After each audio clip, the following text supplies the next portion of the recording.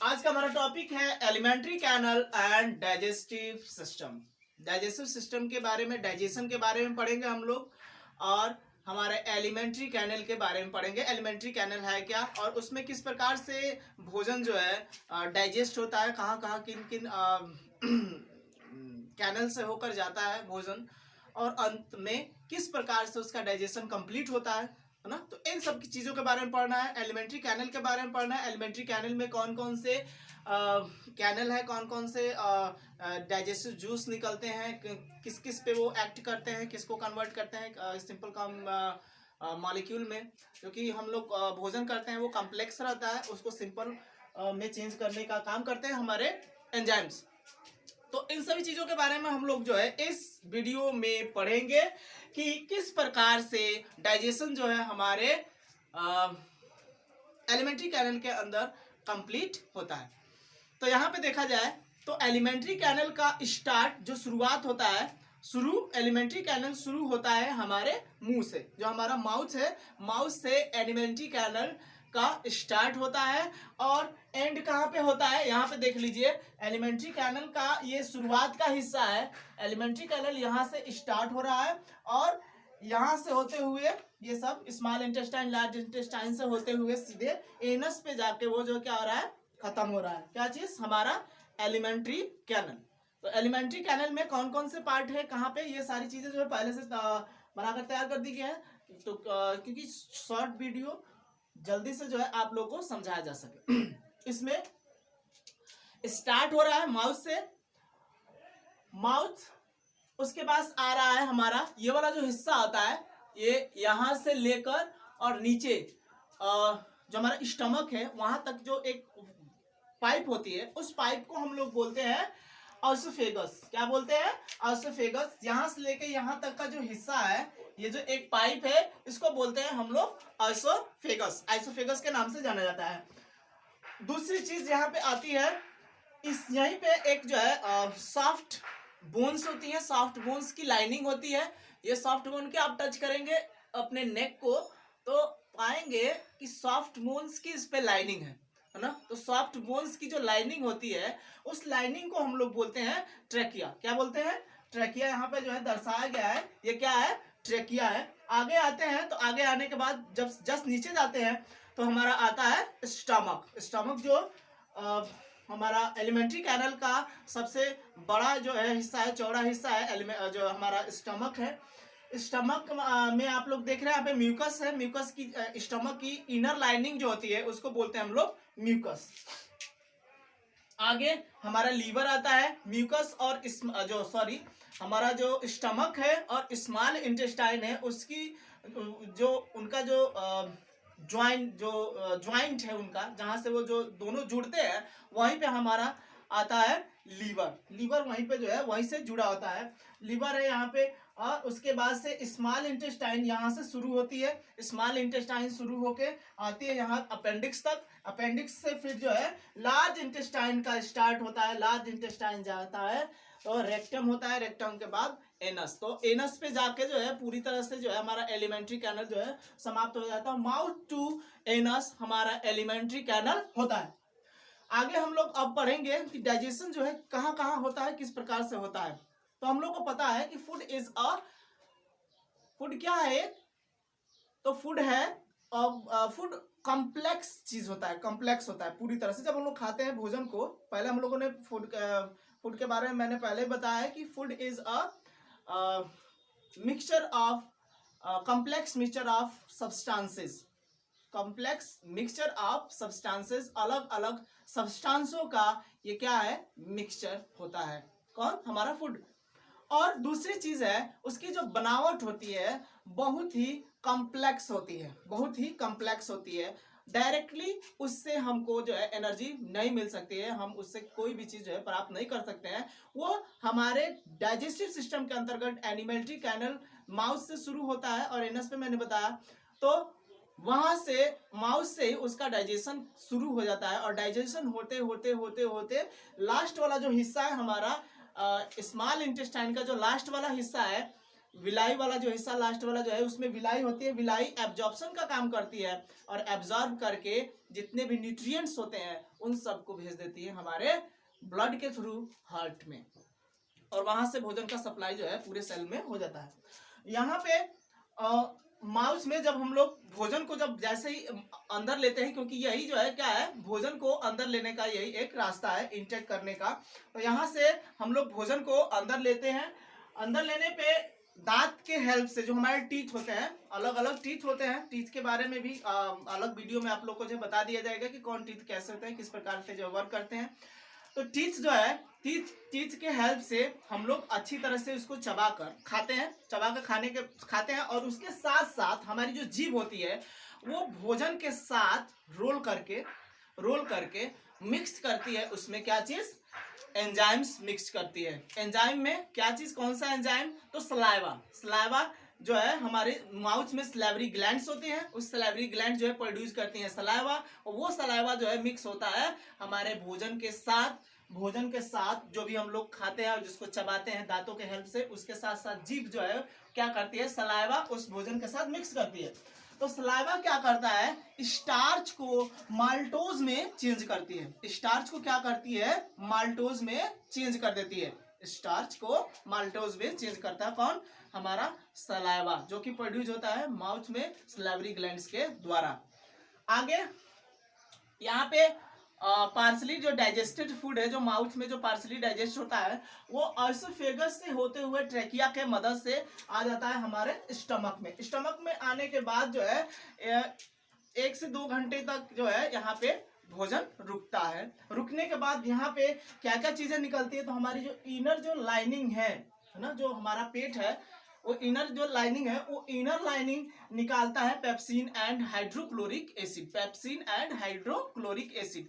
अब जो hydrochloric acid है उसका काम क्या होता है, तो हाइड्रोक्लोरिक एसिड जितने भी कीटाणु जो हम लोग जो है भोजन करते हैं, भोजन के साथ साथ जो कीटाणु जो अंदर प्रवेश कर जाते हैं, उन कीटाणुओं को किल करने का काम करता है, मारने का काम करता है ना। तो हाइड्रोक्लोरिक एसिड जो है वो क्या काम करता है कि उन बैक्टीरियाज को, कीटाणुओं को क्या करता है, खत्म कर देता है हमारे स्टमक में ही, है ना। हाइड्रोक्लोरिक एसिड के हेल्प से वो क्या होता है, खत्म हो जाता है।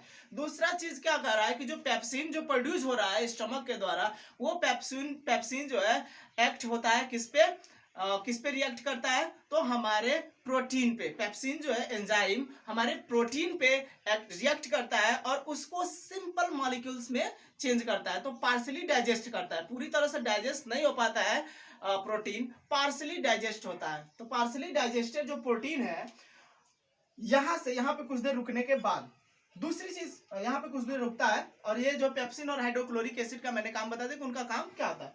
दूसरी चीज म्यूकस यहाँ पे दिया गया है कि म्यूकस क्या है, तो म्यूकस जो है स्टमक की इनर लाइनिंग होती है। स्टमक की क्या होती है, इनर लाइनिंग होती है। यहाँ पे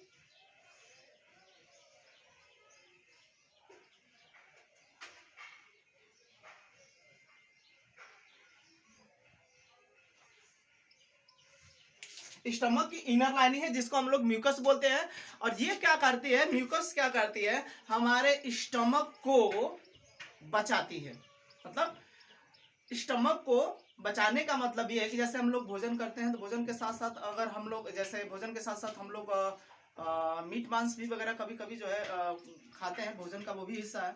तो देखते हैं हम लोग कि मीट या फिर मांस जो है, मांस मीट जो भी कह लीजिए, वो क्या हो जाता है कि डाइजेस्ट हो जाता है।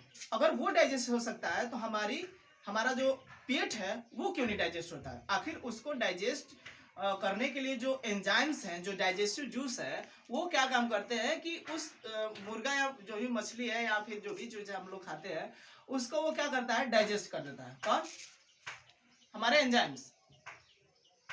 जो हमारे एंजाइम्स हैं वो क्या कर देते हैं, डाइजेस्ट कर देते हैं उसको। तो उनको डाइजेस्ट करने के लिए जो है इतने पावरफुल हमारे पास एंजाइम्स हैं, तो वो एंजाइम्स जो है हमारे पेट को क्यों नहीं डाइजेस्ट कर देते हैं। तो इसके पीछे यही कारण है कि म्यूकस जो है, हमारे पूरे एलिमेंट्री कैनल में म्यूकस मौजूद होता है, जो कि हमारे एलिमेंट्री कैनल को नुकसान होने से बचाता है। ओके, आगे आते हैं। आगे आते हैं। यहाँ पे आने के बाद यहाँ से हमारा शुरू होता है स्मॉल इंटेस्टाइन। यहाँ पे हमारा स्मॉल इंटेस्टाइन शुरू होता है। स्मॉल इंटेस्टाइन के शुरुआत पे ही हमारा लीवर मौजूद होता है। लीवर से निकलता है बाइल जूस। क्या निकलता है? बाइल जूस निकलता है। यहाँ पे बाइल जूस निकल रहा है, लीवर से बाइल जूस निकलता है। किसके हेल्प से? तो एक डक्ट होती है, एक नली होती है लीवर में, है ना। उस नली से क्या होता है कि जो है बाइल जूस बाहर निकलता है हमारे एलिमेंट्री कैनल में, और वहां पे ये बाइल जूस जो है आने के बाद फैट को डाइजेस्ट करता है, और फैट को डाइजेस्ट कर कर वो सिंपल फैट के ड्रॉपलेट्स में चेंज करता है। तो फैट जो है ग्लोबुलस होता है, उस फैट ग्लोबुलस को चेंज कर देता है फैट ड्रॉपलेट्स में। कौन? हमारा बाइल जूस, जो कि प्रोड्यूस होता है किसके द्वारा बनता है? तो हमारे लीवर के द्वारा सेक्रेट होता है। किसके हेल्प से? तो एक डक्ट के द्वारा जो है सेक्रेट होता है, जिसको हम लोग बोलते हैं बाइल डक्ट। बाइल डक्ट्स के हेल्प से आता है एलिमेंट्री कैनल में, और वहां से फैट ग्लोबुलस को वो चेंज कर देता है फैट ड्रॉपलेट्स में। यहाँ से आने के बाद जैसे जैसे भोजन जो है आगे बढ़ता है तो आगे हमारी एक छोटी सी एक ग्लैंड होती है। उस ग्लैंड का नाम होता है पेनक्रियाज। उस ग्लैंड का नाम क्या है? पेनक्रियाज है। पेनक्रियाज, जिसको हिंदी में पित्ताशय बोला जाता है। पेनक्रियाज निकालता है क्या चीज? तो एक एंजाइम उसके पास भी होता है, वो है पेनक्रिएटिक जूस। तो पेनक्रियाज क्या प्रोड्यूस कर रहा है? पेनक्रिएटिक जूस प्रोड्यूस कर रहा है। वो पेनक्रिएटिक जूस जो है किस पे एक्ट करता है? तो प्रोटीन पे, फैट पे, और उसको कन्वर्ट कर देता है amino acid and fatty acid में। तो यहाँ पे ध्यान दीजिएगा, पेनक्रियाज प्रोड्यूस करता है क्या चीज निकालता है? स्मॉल इंटेस्टाइन में क्या चीज निकालता है? तो पेनक्रिएटिक जूस निकालता है। पेनक्रियाज पेनक्रिएटिक जूस निकालता है, जो कि फैट पे और हमारे प्रोटीन पे रिएक्ट करता है, और रिएक्ट करके उनको जो है डाइजेस्ट करता है, और डाइजेस्ट करके उनको कन्वर्ट कर देता है amino acid and fatty acid में। दो चीजों में वो कन्वर्ट कर देता है। उसके बाद आगे हमारा इंटेस्टाइन भी जो है, स्मॉल इंटेस्टाइन, वो भी क्या करता है कि इंटेस्टाइनल जूस निकालता है। इंटेस्टाइनल जूस निकालता है, जो कि अलग अलग जो हमारे फूड के न्यूट्रिएंट्स हैं उनको डाइजेस्ट करने में, अलग अलग न्यूट्रिएंट्स को डाइजेस्ट करने में, सिंपल मॉलिक्यूल्स में चेंज करने में मदद करता है। जैसे कि हमारा सुक्रोज है, लैक्टोज है, फ्रुक्टोज है, इन सबको जो है डाइजेस्ट करके सिंपल मॉलिक्यूल्स में चेंज करता है हमारा इंटेस्टाइनल जूस एंजाइम्स जो है वो सभी। लास्ट वाला जो हिस्सा आता है डाइजेशन होने के बाद ये लास्ट वाले हिस्से में पहुंचता है, जहां पे मौजूद होती है पहले से विलाई। विलाई क्या है? एक फिंगर लाइक प्रोजेक्शन होता है कुछ नहीं, फिंगर लाइक प्रोजेक्शन होता है। ऐसे होता है फिंगर लाइक प्रोजेक्शन, मतलब कि एक फिंगर लाइक, जैसे एक उंगली उल्टी ऐसे और एक उल्टा ऐसे, दोनों के बीच में ऐसे, और बीच से जो है फूड पास करता है ना, फूड पास करता है उस विलाई से होकर। विलाई क्या करती है कि डाइजेस्टेड जो फूड है पूरी तरह से यहाँ तक आते आते वो क्या आता है, पूरी तरह से यहाँ तक आते आते वो डाइजेस्ट हो जाता है। भोजन पूरी तरह से डाइजेस्ट होता है, कंप्लीट डाइजेशन हो जाता है। तो कंप्लीट जो डाइजेस्टेड फूड है वो आता है ये लास्ट वाले हिस्से में, स्मॉल इंटेस्टाइन के, जहां पे मौजूद होती है हमारी विलाई। और वो विलाई क्या करती है कि एब्जॉर्ब करती है, वहां से सोखने का काम करती है। जितने भी न्यूट्रिएंट्स हैं जो हमारे शरीर को आवश्यक है, जरूरी होते हैं, वो न्यूट्रिएंट्स, उन न्यूट्रिएंट्स को उस डाइजेस्टेड फूड से सोख लेती है ना, एब्जॉर्ब कर लेती है।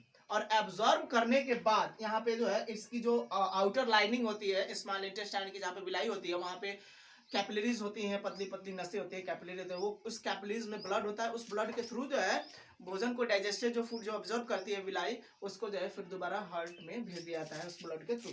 यहाँ पे आगे अपेंडिक्स आता है। अपेंडिक्स तक जो है हमारी स्मॉल इंटेस्टाइन होती है, वहां के बाद उसके बाद लार्ज इंटेस्टाइन आता है। लार्ज इंटेस्टाइन में कुछ नहीं होता है, सिंपली वाटर एंड साल्ट का एब्जॉर्प्शन होता है। वाटर का एब्जॉर्प्शन ऐसा नहीं है कि मतलब यहाँ पे नहीं होता है, विलाई जो है एब्जॉर्ब नहीं करती है, लेकिन पूरी तरह से नहीं कर पाती। आगे जब लार्ज इंटेस्टाइन में जाती है तो वहां पे जो है लार्ज इंटेस्टाइन क्या करती है, तो एब्जॉर्ब करती है क्या चीज, साल्ट एंड वाटर को एब्जॉर्ब करती है। एब्जॉर्ब करने के बाद जो चीजें बच जाती है, जो अनडाइजेस्टेड है ना, जो हमारी जरूरत की जो चीजें नहीं होती है, तो उसको जो है भेज दिया जाता है रेक्टम में। रेक्टम में जाकर इकट्ठा हो जाता है और वो जो अनडाइजेस्टेड जो है, जो डाइजेस्ट नहीं हो पाता है, वो शरीर से बाहर निकाल देता है एनस के थ्रू। तो ये हमारा जो है कंप्लीट डाइजेशन था, डाइजेस्टिव एलिमेंट्री कैनल था, उसमें किस प्रकार से डाइजेशन होता है, इन सभी चीजों के बारे में इसमें डिस्कस किया हम लोगों ने। थैंक्स।